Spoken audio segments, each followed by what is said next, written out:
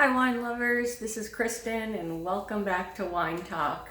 Today we're going to start talking about different topics in this forum that basically come from frequently asked questions that I've received over the years. And I'd like to start with this one, which is wine storage basics that I think everyone should know, because everyone knows that wine is an investment.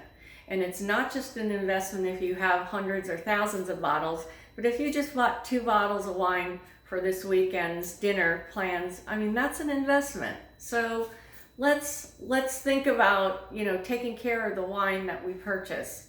The first tip that I want to give you is to make sure you keep your wine cool. Now, people say that cellar temperature ideally for wine is at 55 degrees Fahrenheit.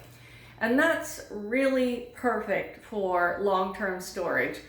But if you just have a few bottles of wine that you bought, like I said, for this weekend or for a party, and you want to store it, ideally just keep it under 70 degrees.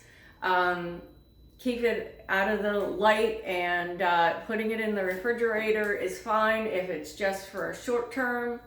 And just like I said, keeping it under 70 degrees. If you're going to be storing wine for the long term, of course, you want to get closer to that perfect cellar temperature to protect your wine.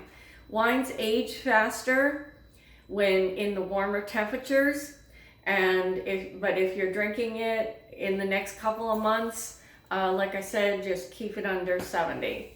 Refrigerators are not ideal for long-term storage, but as I just mentioned, you can store your wine in the refrigerator if it's just for a couple of days or even up to a month or 2 at the most. The next tip I want to give you is to avoid extreme temperature swings. Think of power outages, or if you ordered wine from a winery and you were going to ship it, you have to be mindful of when you're shipping wine. Is it in the summertime or the dead of winter? You do not want that wine exposed to either high heat or really severe cold temperatures if it's traveling across the country or whatever to get to you. So keep that in mind when you're ordering wine online.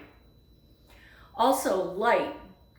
So tip number 4, particularly sunlight. You want to keep your wine away from direct sunlight in particular, but light in general. What I tell people is that you want to store your wine in a cool and dark location. So for example, if you have a basement or cellar or even a closet where you can shut the door and keep the light out, that's a great place to store wine. So join us next week when we will finish talking about our wine storage basics and wrap this up. If you have any questions, feel free to reach out to me anytime, and I am happy to address your wine questions. Just let me know. See you then.